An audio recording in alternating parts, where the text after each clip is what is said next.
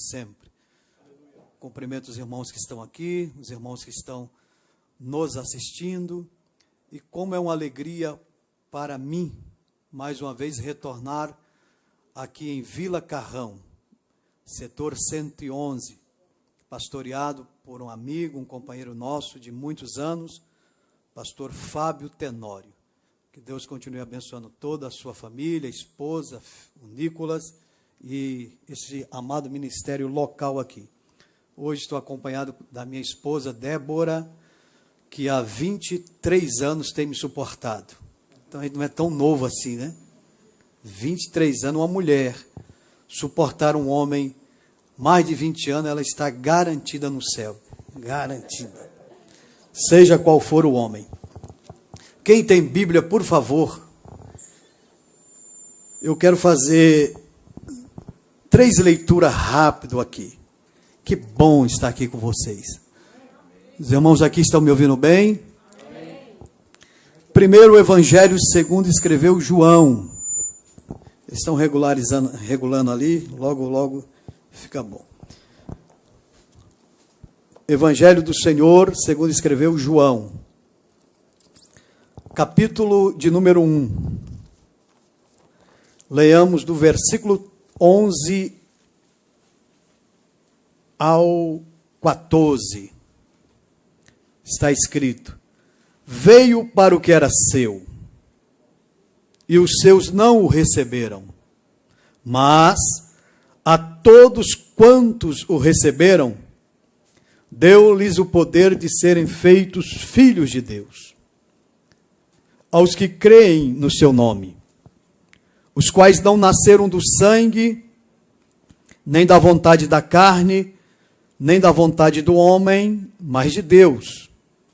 E o Verbo se fez carne, e habitou entre nós, e vimos a sua glória, como a glória do unigênito do Pai, cheio de graça e de verdade. Na mesma página, uma página antes, Evangelho do Senhor, segundo Lucas, capítulo 24, versículo 51. Lucas 24 e 51. Está escrito: e aconteceu que, abençoando-os, ele se apartou deles e foi elevado ao céu. E agora Apocalipse, capítulo 22, último capítulo, e o versículo 20 de Apocalipse. Apocalipse, capítulo 22, e o versículo 20. Está escrito: aquele que testifica essas coisas diz: certamente cedo venho. Amém. Ora vem, Senhor Jesus. Amém. Aleluia. Meus nobres e queridos irmãos, tantos aqui os que estão no templo como os que estão em casa, os irmãos sabem que só existe o falso porque existe o verdadeiro. Repito, só existe o falso porque existe o verdadeiro. E nós sabemos que existe um só evangelho, um único evangelho, o evangelho do Senhor Jesus Cristo. E os irmãos sabem que evangelho não é um conjunto de dogmas. Evangelho não é um grupo de doutrinas, de costumes. Evangelho é uma pessoa. Quando a gente fala do verdadeiro evangelho, do genuíno evangelho, a gente está falando de uma pessoa, da pessoa bendita do nosso Senhor e Salvador Jesus Cristo. E o evangelho genuíno, o evangelho verdadeiro, ele tem as suas características. Porque o único evangelho que tem poder para salvar é o evangelho de Cristo, que repito, que é o próprio Cristo. Como o nosso querido irmão Paulo, o apóstolo Paulo, na sua carta aos Romanos, no capítulo 1, versículo 16, Paulo escreveu assim: assim, porque não me envergonho do evangelho de Cristo, pois é o poder de Deus para a salvação de todo aquele que crê, primeiro do judeu e também do grego, porque nele se descobre a justiça de Deus, de fé em fé, porque está escrito: mas o justo viverá da fé. E ainda Paulo, escrevendo aos Gálatas, no capítulo 1, do versículo 6 ao 9, Paulo escreveu assim, agora parafraseando as palavras de Paulo: se eu mesmo, Paulo falando para as igrejas que estavam na galáxia, se eu mesmo, eu, Paulo, ou anjo do céu, descer até vós e pregar outro evangelho, além daquele que eu já vos tenho pregado, considere anátema, ou seja, maldito. Então só existe um evangelho. E repito, quando eu estou falando do evangelho, eu estou falando de uma pessoa, Jesus. E Jesus, quando ele pregou o evangelho, se vocês perceberem, Jesus pregou sobre vários assuntos. Jesus pregou sobre o perdão. Jesus pregou sobre o amor. Jesus pregou sobre a santificação. Mas o assunto que mais Jesus pregou foi sobre ele mesmo. Exatamente sobre ele mesmo. Se você ler o evangelho de Jesus segundo João, você vai perceber que Jesus disse: eu sou o Messias. Eu sou o pão da vida. Eu sou a luz do mundo. Eu sou a porta. Eu sou o bom pastor. Eu sou a ressurreição e a vida. Eu sou o caminho, a verdade e a vida. Aleluia. Eu sou a videira verdadeira. Então, quando Jesus pregou, ele pregou sobre ele mesmo. E é isso que nós pregamos. Este é o evangelho. Esta é a mensagem da igreja ao mundo. E quem só tem uma mensagem para o mundo é exatamente a igreja. E esse evangelho, como eu falei para os irmãos, ele tem algumas características que é só dele, que só o evangelho de Jesus tem. Qual é a primeira característica desse evangelho? Eu poderia falar de um menos 6, mas vou tentar falar de 3 aqui.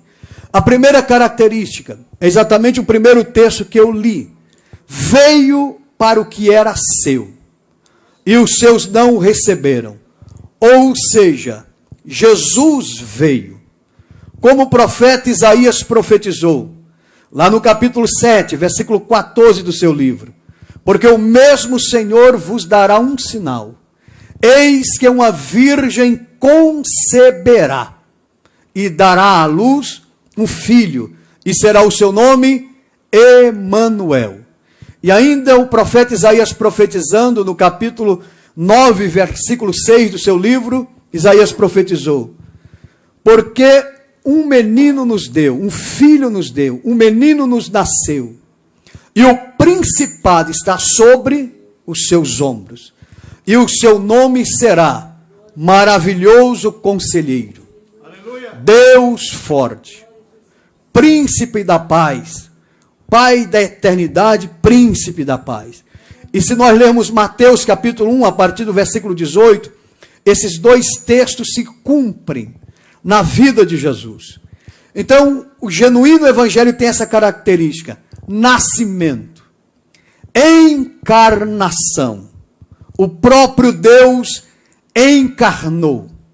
O próprio Deus deixou o esplendor de glória, o céu de glória, como também Paulo escreveu aos Filipenses, no capítulo 2, a partir do versículo 5, que ele não usurpou ser igual a Deus, não teve por usurpação ser igual a Deus, mas esvaziou-se de si mesmo, a si mesmo, e humilhou-se até a morte, e morte de cruz.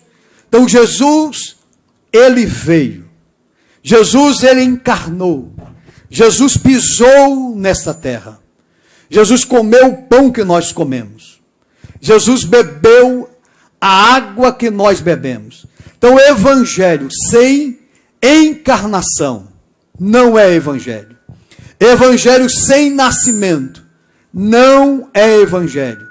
E os 4 evangelistas, eles provam que Jesus esteve aqui sobre esta terra, andou sobre esta terra.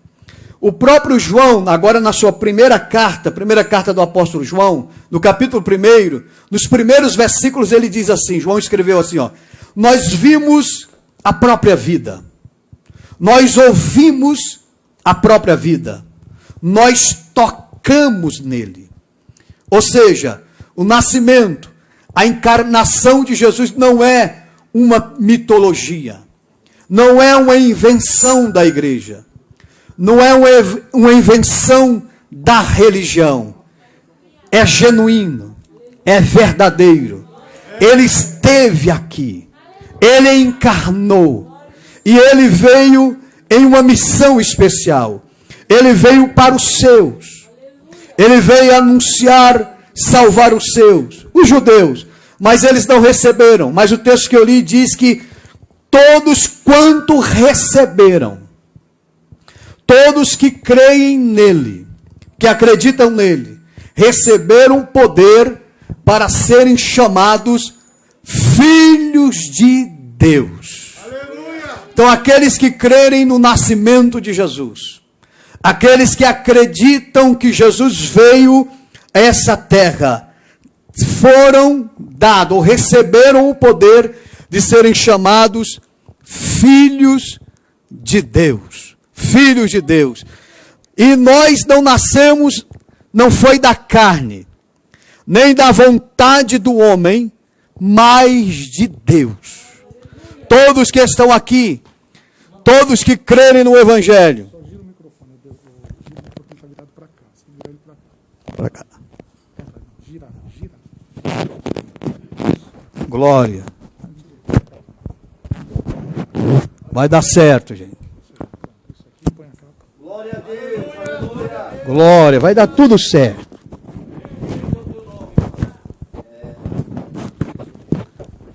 Amém? Então, a primeira característica, pode deixar abaixo aqui. A primeira característica do Evangelho, bom que o povo nas redes sociais estejam assistindo, nas plataformas sociais. Então, a primeira característica do Evangelho, Jesus veio. Ele pisou sobre essa terra. Muitas pessoas tiveram o privilégio de receber ele pessoalmente debaixo do seu telhado. Muitas pessoas tiveram o privilégio de andar com ele sobre essa terra. E quando Jesus veio, quando ele encarnou, ele pregou exatamente isso aqui que eu estou pregando. Ele pregou sobre ele mesmo. As pessoas eram impactadas com as suas mensagens. As pessoas eram transformadas com as suas mensagens. As pessoas eram libertas com as suas mensagens. As pessoas eram purificadas com as suas mensagens. Porque ele tinha a graça de Deus. Ele era cheio do Espírito Santo de Deus. Como a igreja de Vila Carrão aqui, com pouca gente. Mas a graça de Deus está sobre vocês aqui. A graça de Deus está sobre nós aqui. Vocês podem levantar a mão e concordar comigo? Então ele esteve aqui. Esse é o Evangelho. Porque em muitas mitologias, principalmente na grega, eles pregam que o homem vai crescendo e vira Deus. Agora o Evangelho é Deus esvaziou-se e tomou a forma humana. Esteve no nosso meio. Sentiu o que nós sentimos. Sentiu a dor que nós sentimos. Ele sabe o que é a dor de um luto. Ele sabe o que é a dor de uma doença. Ele sabe o que é a dor de qualquer dor. Porque ele encarnou. Ele viveu no meio de nós, eu repito. Mas a missão de Jesus aqui foi especial. Jesus fez milagres, porque fazia parte do seu ministério. Mas os milagres que Jesus realizava não era para fortalecer ninguém espiritualmente. Porque o que fortalece nós espiritualmente não são milagres. O que nos gera fé não são milagres. Se milagres gerassem fé, o povo de Israel, o povo hebreu, era o povo que tinha mais fé no mundo. Mas milagres não geram fé.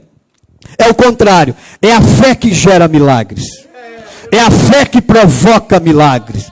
Jesus, então, ele fazia milagres porque ele amava as pessoas. Ele sentia a dor das pessoas. Então, ele fazia milagres por conta das pessoas. para abençoar as pessoas. Mas a missão número 1, a primordial, a principal, que ele veio aqui, foi entregar a sua vida no Calvário. Ele veio para isso. Ele desceu do céu para isso, para entregar a sua vida no Calvário. E na quinta-feira começou o sofrimento dele. Nós estamos comemorando a Páscoa. Nós não sabemos se é essa data exata, mas nós estamos comemorando a Páscoa. Na quinta-feira, Jesus foi preso. Passou por 6 julgamentos. Na sexta-feira, ao meio-dia, ele foi crucificado. Ficou 3 horas na cruz. Mas quando deu 3 horas da tarde, ele gritou: está consumado. Ou seja, uma palavra hebraica. Essa frase é uma palavra hebraica. Tetelestai. Ou seja, está pago. A dívida que o pastor Tenório tinha foi paga. A dívida que o Bezaliel tinha foi paga. As dívidas que vocês tinham aqui foram pagas. A dívida que cada um que está nos assistindo foi paga. Jesus pegou a cédula, como diz Paulo lá em Colossenses 2:4, e rasgou e cravou na cruz. E gritou: está consumado, ou seja, a dívida está paga. O preço foi pago. O que eu devia, o que você devia, e nós não devíamos para o diabo. Ninguém deve nada para o diabo. A nossa dívida era com o próprio Deus. Mas em Jesus, a nossa dívida foi paga. Por isso que Paulo escreve com muita propriedade, Romanos 8:1.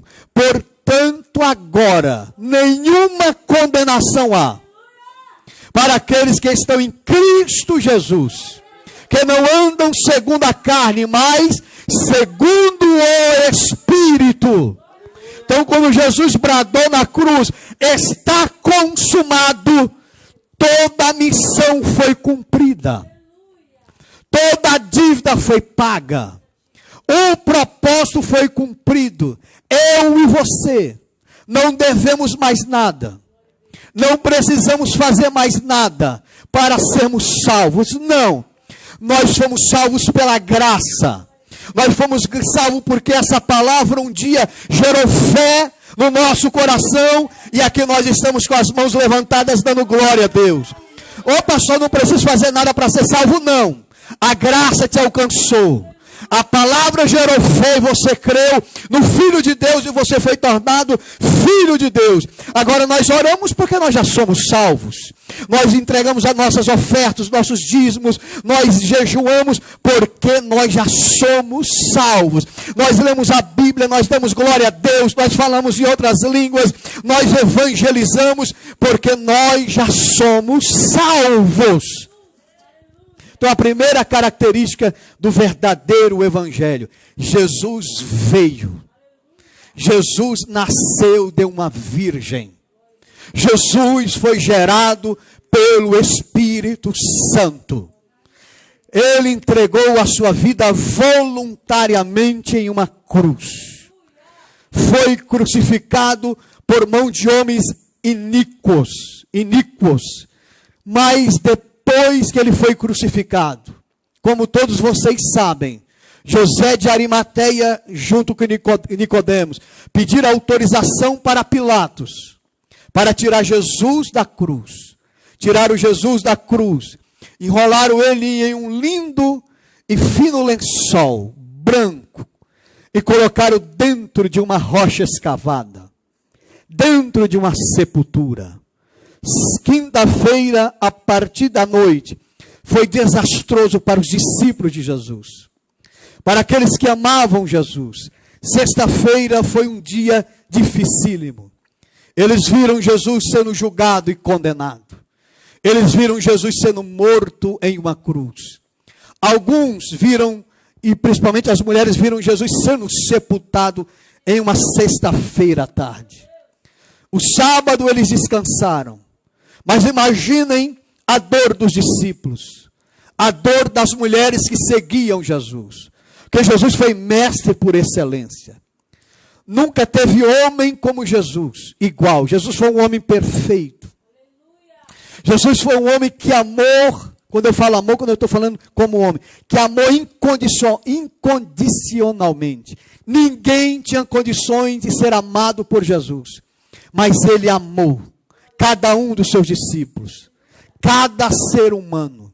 Agora imaginem, para aqueles discípulos, para aquelas mulheres não terem a companhia de Jesus, não ter a voz de Jesus, não andarem mais com Jesus. Imagine a dor, o sofrimento dessas mulheres.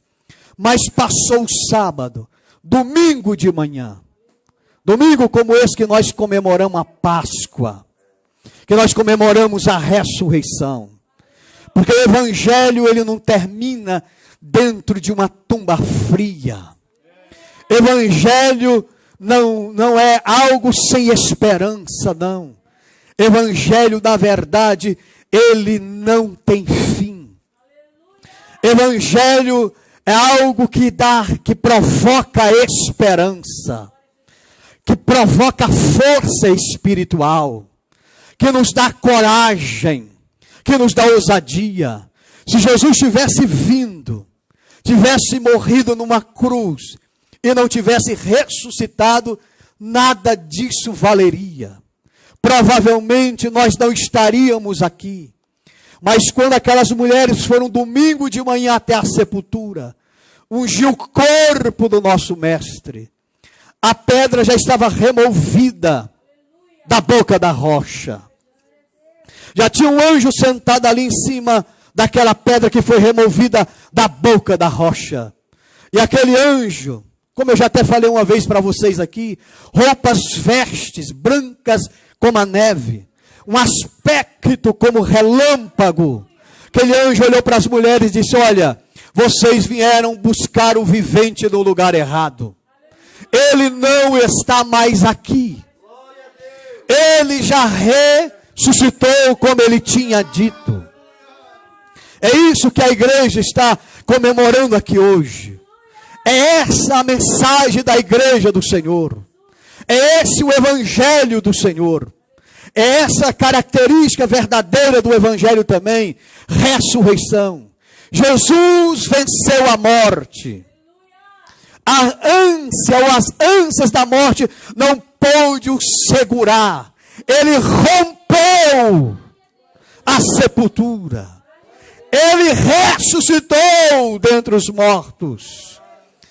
E depois que Jesus ressuscitou dentre os mortos, que apareceu aos discípulos, que se revelou às mulheres, Jesus ficou aqui 40 dias, instruindo os seus discípulos, instruindo os seus apóstolos. 40 dias, conforme Atos capítulo 1, os primeiros versículos.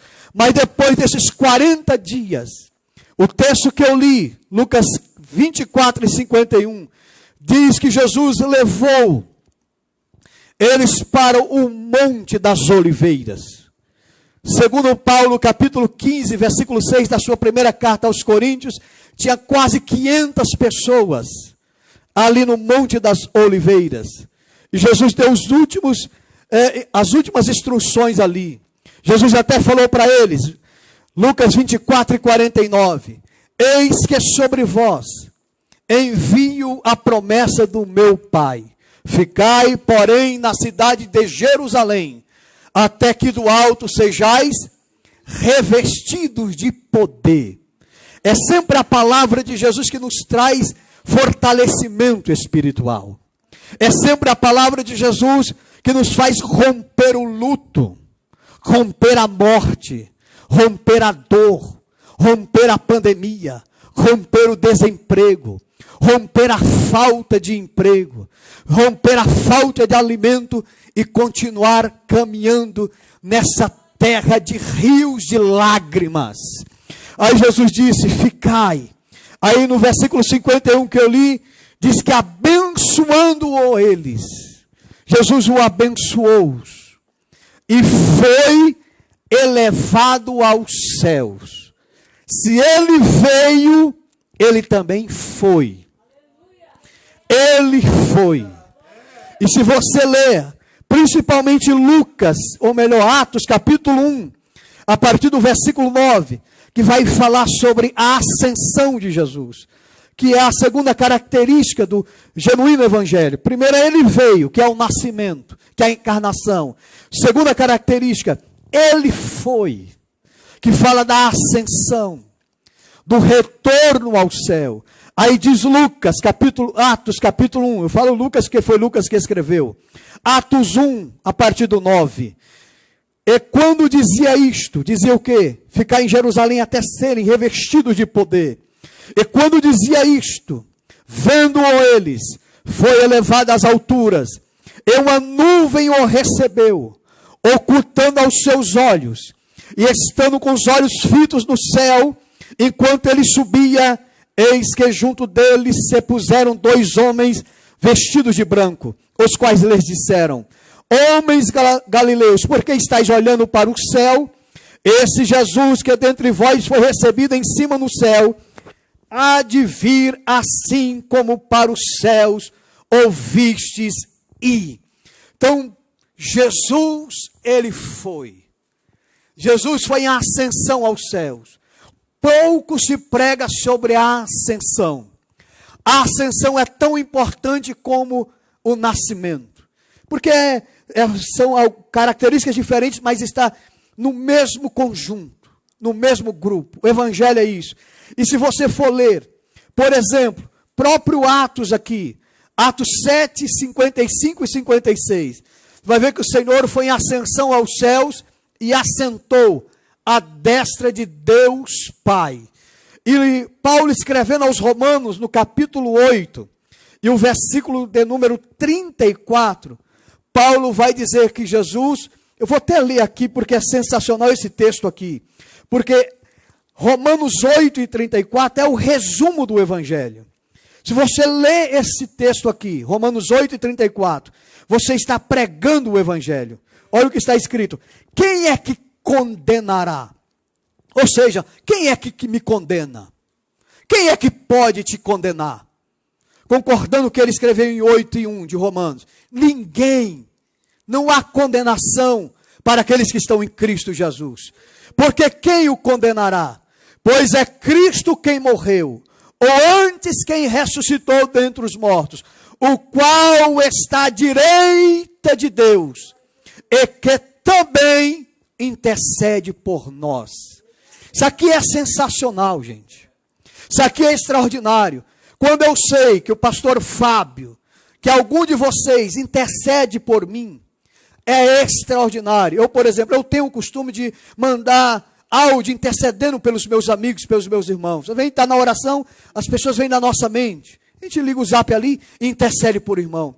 Então, saber que uma pessoa intercede por você, porque o poder da intercessão, se vocês soubessem o poder que tem a intercessão, você oraria dia e noite pelo país, pela igreja. A tua intercessão, a tua oração, ela tem um poder que você não imagina. Às vezes nós nem sabemos o que aconteceu por intermédio da minha e da tua oração. Porque nós somos fracos. Nós temos um altar, o nosso próprio altar somos nós mesmos. Mas nós temos essa frase de ligar o nosso altar terreno à sala do trono. E quando a gente liga, mas pastor, qualquer um pode ligar? Pode, em nome de Jesus pode. Se você crê no nome de Jesus. Se você acredita no poder de Jesus. Se você acredita no poder dessa palavra. Você pode ligar agora. Você pode estar com o teu pensamento na sala do trono. E a tua intercessão, ela derruba muralhas. A tua intercessão, ela rasga a atmosfera. Ela chega diante do trono de Deus. E a resposta de Deus vem. Agora imaginem vocês, se a minha intercessão, se a tua intercessão tem efeito, se a gente fica maravilhado por um irmão que intercede por nós, imagine saber aqui, que o próprio Jesus está à destra de Deus Pai, intercedendo por nós, intercedendo por mim, por você, que está escrito aí, o qual está à direita de Deus e que também intercede por nós. Por que também? Porque nós já temos também o Espírito Santo gemendo conosco, gemendo na nossa vida. Eu sei, eu não gosto de falar sobre morte, sobre o que nós estamos vivenciando. Mas acredito que a nossa geração nunca passou isto. E vocês sabem, não sei quantos aqui, mas quem já perdeu uma pessoa de sangue, um pai, ou um irmão, um filho, sabe o que é a dor de uma separação da morte. E nós oramos, Senhor, sara, cura. E Jesus recolhe muitos. E é verdade, irmãos.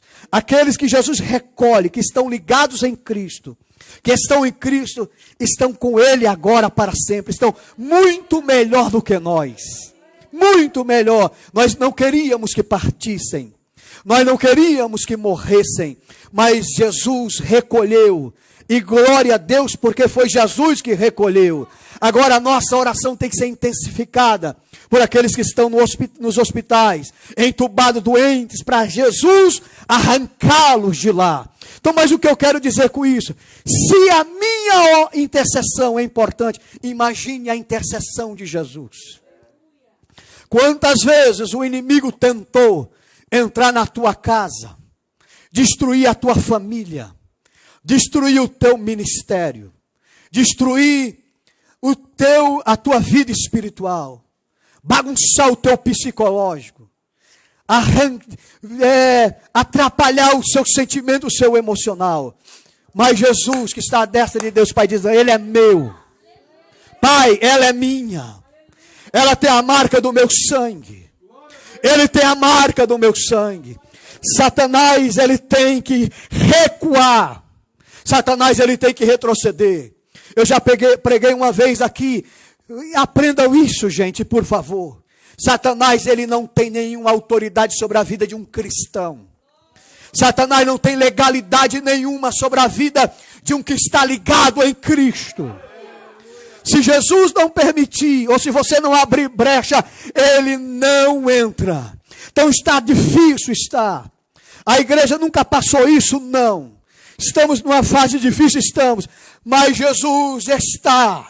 Jesus foi aos céus. Ele está sentado à destra de Deus Pai. E está intercedendo por nós aqui hoje. Ele está dizendo para nós aqui: você não está só. A tua casa não está só. A tua família não está só. Eu vou te dar saúde espiritual aqui hoje. Eu vou te dar força espiritual aqui hoje. Vocês podem me ajudar assim, só para os irmãos que estão em casa? Deus entra em casas agora. Deus trabalha perto e Deus trabalha longe. Eu sinto a autoridade de Deus aqui para dizer a vocês: oh glória a Deus, não sei o que vai acontecer, mas que Deus vai te fortalecer espiritualmente, vai. Que Deus vai entrar em lares hoje aqui, vai. Que Deus vai pegar gente e vai dizer: fica em pé, e continua caminhando. Deus está nesse altar aqui. Deus está aqui nesse altar. Então Jesus, ele foi. Isso é evangelho. Ele está à destra de Deus Pai. Mas tem a terceira característica do evangelho. A terceira característica do genuíno evangelho. Então a primeira, ele veio. A segunda, ele foi. E a terceira, que eu li Apocalipse 22 e 20. Aquele que testifica essas coisas diz: certamente cedo venho. Ora vem, Senhor Jesus. Por isso que Paulo, escrevendo a sua carta aos Coríntios, no capítulo 16, versículo 22, Paulo escreveu: Maranata, que quer dizer: vem, Senhor nosso. Vem, Senhor nosso. Agora imagine vocês, se ele veio sofrer neste mundo, passar por essa terra árida, entregar a sua vida em um madeiro, e depois que ele ressuscitou, com todo o poder nos céus e na terra, não vingou ninguém, só instruiu os seus discípulos e depois foi em ascensão aos céus e está à destra de Deus Pai. Imagine se ele não vem. Porque ele veio para ser julgado a primeira vez. Mas a segunda, ele virá para julgar. Então, o mesmo Jesus que veio a esta terra, o mesmo Jesus que entregou a sua vida no madeiro, o mesmo Jesus que foi sepultado dentro de uma rocha, o mesmo Jesus que ressuscitou ao terceiro dia, o mesmo Jesus que foi em ascensão aos céus, é o mesmo Jesus que retornará, é o mesmo Jesus que voltará para buscar esta igreja, para buscar os irmãos que estão me assistindo e para julgar todas as nações. Então esse congresso aqui não é brincadeira. Eu conheço a seriedade do pastor Fábio, a seriedade do nosso ministério, a seriedade de vocês aqui, a minha seriedade, a seriedade de vocês aqui, o mais ancião que nós. Nós não estamos aqui para brincadeira. Nós não estamos aqui atrás de carro novo, até que é bom, eu queria. Nós não estamos aqui atrás de casa nova, até que é bom, não tem problema nenhum. Nós estamos aqui prontos. Nós estamos aqui preparados. E quem não está, é hora de estar pronto. É hora de se preparar. É hora de decidir o que quer. Ou quer se encher de Deus de verdade, ou quer se fortalecer espiritualmente de verdade e entrar para militar, para marchar, para guerrear com a igreja do Senhor, ou sai da frente. Quem está aqui conosco aqui? Quem está com esse ministério aqui? Quem está com esse congresso aqui? Quem está pronto aqui? Quem está preparado aqui para dizer glória a Deus? Olha para mim aqui, por favor.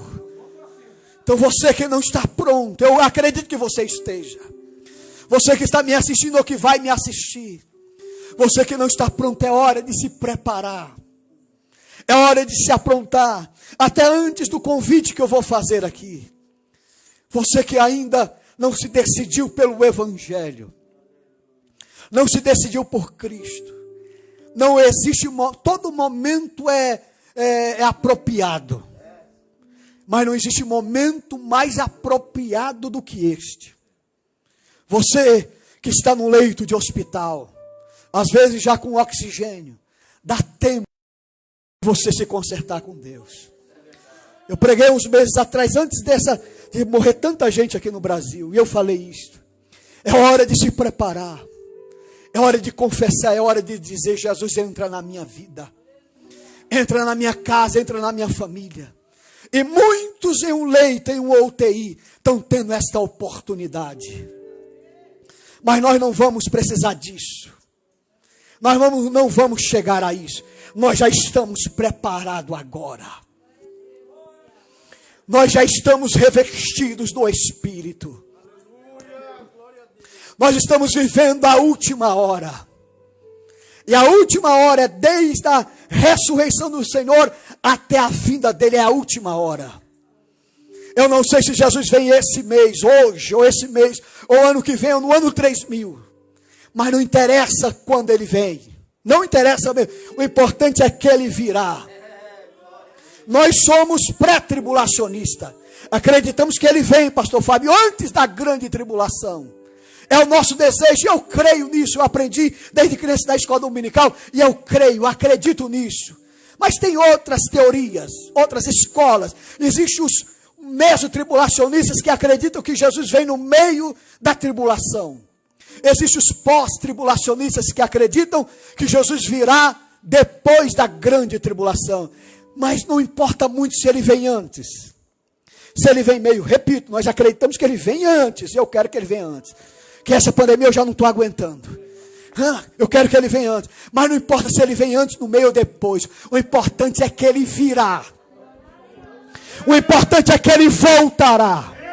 Aí eu quero fazer uma pergunta séria para vocês. Nós estamos preparados mesmo? Nós estamos cheios desta palavra mesmo? Nós estamos aqui nos fortalecendo espiritualmente mesmo? E eu quero profetizar aqui que Deus está entrando em casa de crente aqui. que está me assistindo agora. E Deus está batendo o pé dizendo: quem manda aqui é o Espírito Santo.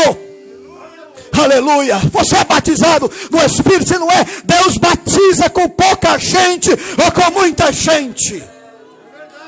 Aleluia.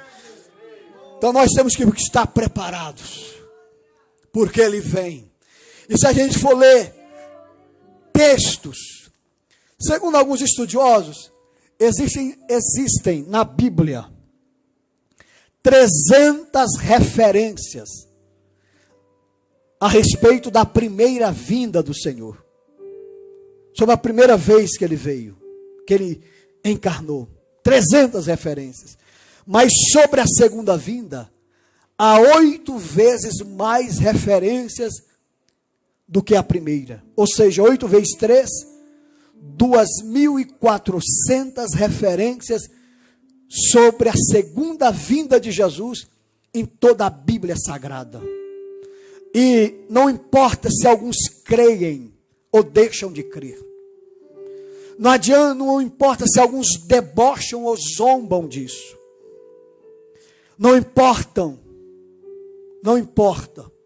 O importante é que Ele virá. Mas o texto que eu acho, todos os textos são extraordinários. Mas o que eu acho mais extraordinário é Tessalonicenses. 1 Tessalonicenses, capítulo 4, versículos 16 e 17. Porque o texto diz, parecendo que até parafraseando Isaías, porque Isaías diz: o mesmo Senhor vos dará um sinal. Isaías 7,14. E Paulo escreveu, diz: o mesmo Senhor descerá do céu. Quem é esse mesmo Senhor? É o mesmo que veio, é o mesmo que foi. O mesmo Senhor descerá do céu com alarido, com voz de arcanjo, com a trombeta de Deus. E os que morreram em Cristo ressuscitarão primeiro. Depois nós, os que ficarmos vivos, seremos arrebatados nas nuvens, a encontrar o Senhor nos ares. E assim estaremos para sempre com o Senhor. Só o Evangelho promete isto. Só o cristianismo tem isto. Só a igreja de Jesus pode pregar isto. Não, olhe para mim aqui. Esta promessa é real. Essa promessa é verdadeira. O mesmo Senhor descerá do céu. Pastor Fábio, eu estou aguardando Ele hoje aqui. Nada é mais valioso do que isso. Nem ouro, nem prata, nem dinheiro, nada disso. Você tem o Espírito de Deus habitando em você. Você é a habitação, é morada do Espírito Santo. A gente só está esperando a trombeta soar, a trombeta tocar. E o mais extraordinário é que os nossos entes queridos, é aqueles irmãos que batalharam conosco tantos anos. Eu me recordo de um pastor aqui que me ajudou muito no meu começo de ministério. Um deles foi o pastor Fábio. Mas o pastor Fábio vai lembrar dele aqui. Pastor Robson Lima. Morreu em cima de uma igreja, construindo uma igreja. 98, no ano de 98. Ele era muito chegado a mim. Eu gostava muito dele. Muitas vezes ele passava em casa 4:30 da manhã, 5 horas, pedia licença para minha mãe, ia lá no meu quarto, me acordava e me levava para a oração. E te orasse: Bezaliel, você tem que orar. Você vai ser um pastor. Eu nem cooperador era, nem pensava nisso, eu queria ganhar dinheiro. Você quer ser um pastor, quer ganhar dinheiro, você quer ganhar dinheiro? Não seja um pastor verdadeiro. Quer ganhar dinheiro, não seja um pregador verdadeiro. Quer ganhar dinheiro, vai ser comerciante, empresário, qualquer coisa. Mas olha para cá, falou: Bezaliel, você vai ser pastor, pregador, e eu comigo aqui, eu quero é ganhar dinheiro, ficar rico, quero saber de pastor. Mas ele orava comigo, ele me ajudava. 98 ele morreu. 15 de agosto do ano de 98. Foi uma dor muito grande. Foi um sofrimento muito grande. E outros amigos que a gente foi perdendo. Mas ele ficou marcado. Pastor Tenório, pai do nosso pastor Fábio aqui, também foi outro. Mas esse mês eu perdi meu irmão de sangue. Covid-19. E quem, eu não sei vocês aqui, mas quem perde uma pessoa para essa doença, eu particularmente, que eu orei tanto por ele. Eu intercedi tanto por ele. Eu chorei tanto por ele. Ele estava congregando 6 meses.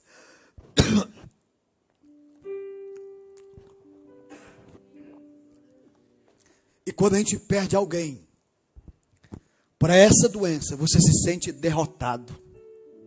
Pelo menos eu me senti assim. Vencido. Frustrado. Mas aí o tempo vai passando. Os dias vão passando. Deus vai te dando consolo.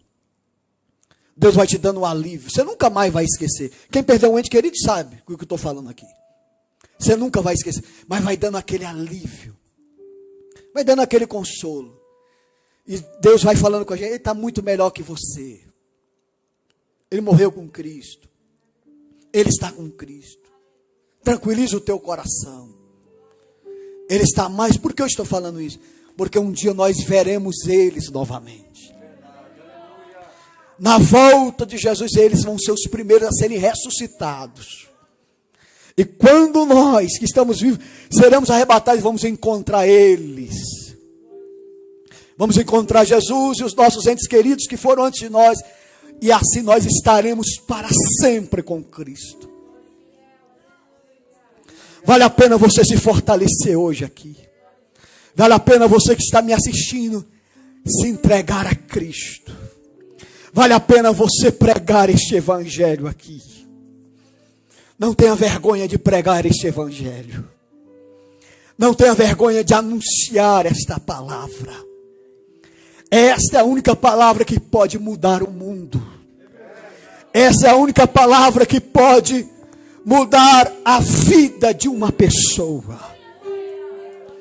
Pregue este evangelho aqui. Aí quando Jesus vir para nos buscar, para nos arrebatar, aí eu quero fechar aqui a minha mensagem com Apocalipse 21. Porque eu acho isso aqui sensacional. E vi um novo céu e uma nova terra. Porque já o primeiro céu e a primeira terra passaram. E o mar já não existe. E eu, João, vi a santa cidade, a nova Jerusalém, que de Deus descia do céu, preparada como uma esposa adornada para o seu marido.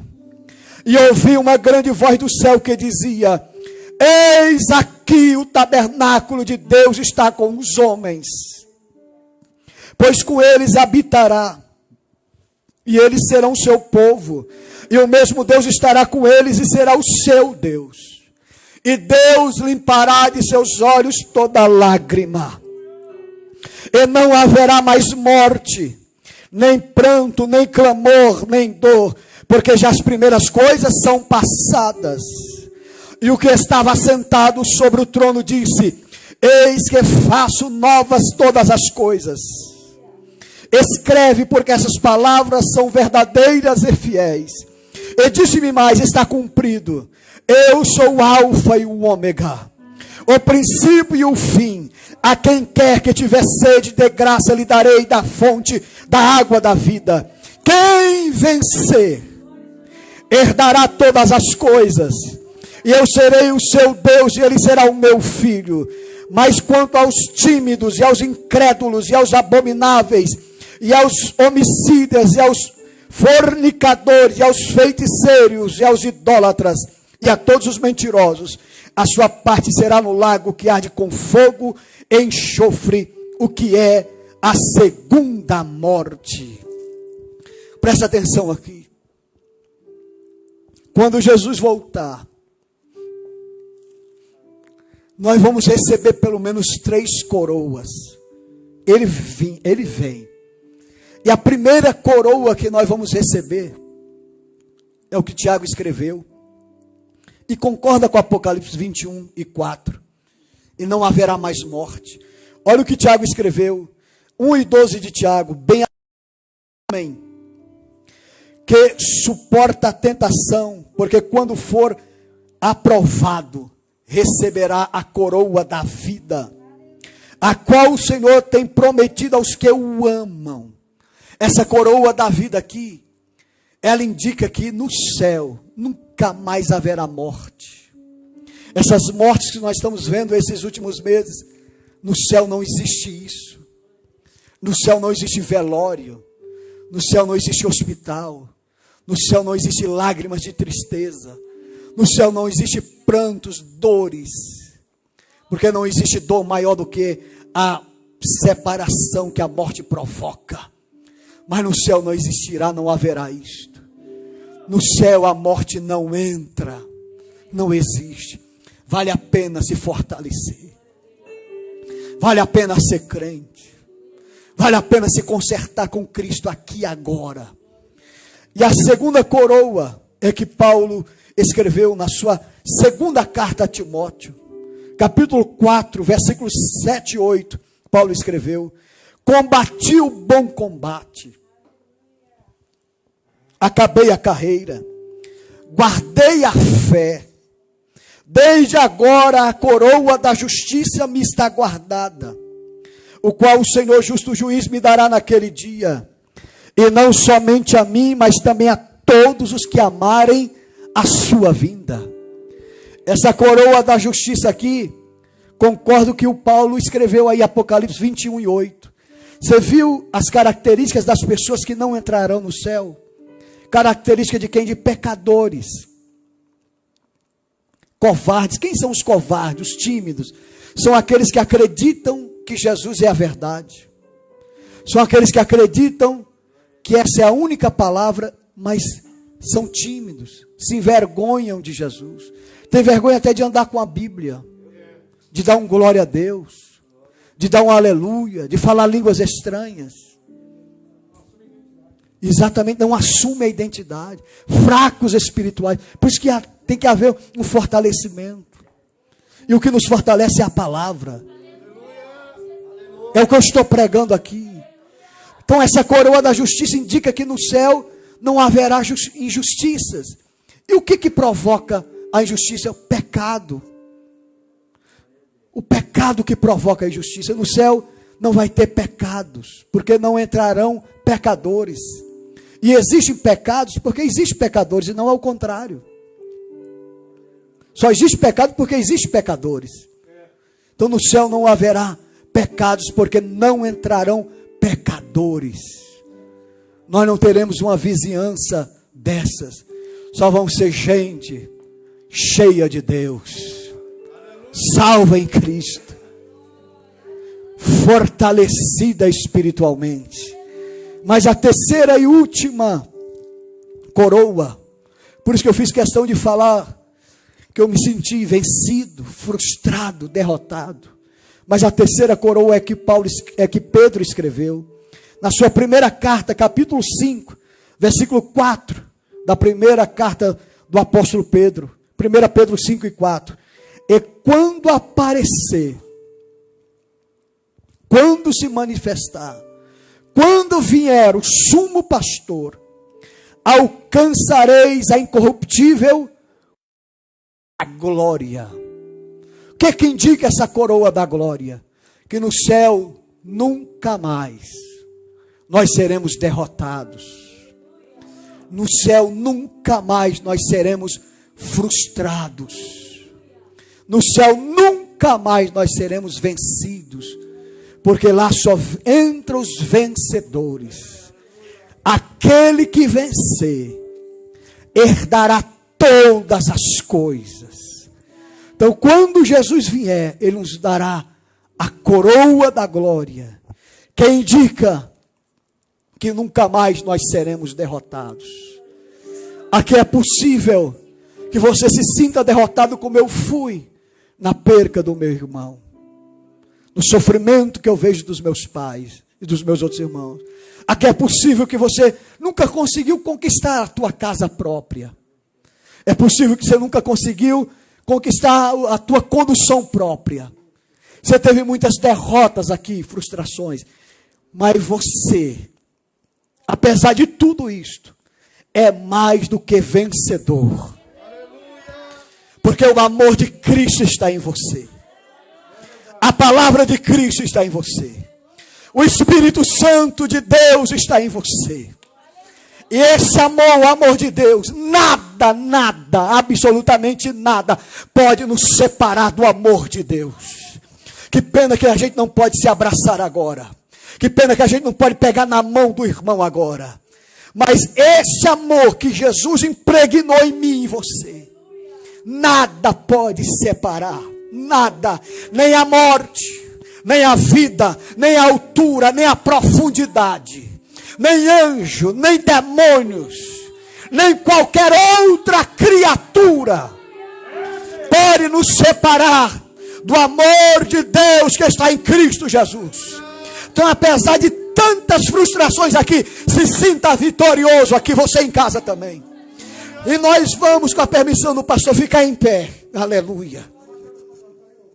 E nós vamos orar aqui. Débora, venha cantar. Venha, filha. Pastor Fábio está ordenando você vir cantar. Não é um pedido, não. Quem pode me ajudar assim? Vocês que estão em casa. As famílias que estão em casa. Se vocês também quiserem e puderem se ajoelhar aí em casa, levantar as mãos. Você que está me assistindo aí, que está afastado da igreja. O que não recebeu Jesus ainda. É tempo, é o momento. É o momento da conversão. É o momento de retornar à casa do Pai, a viver este verdadeiro evangelho. Diga assim, Ele veio. Grita, Ele veio. Para os irmãos ouvirem lá em casa. Ele veio. Ele foi. Ele vem. Quem está aguardando Jesus aqui? Você.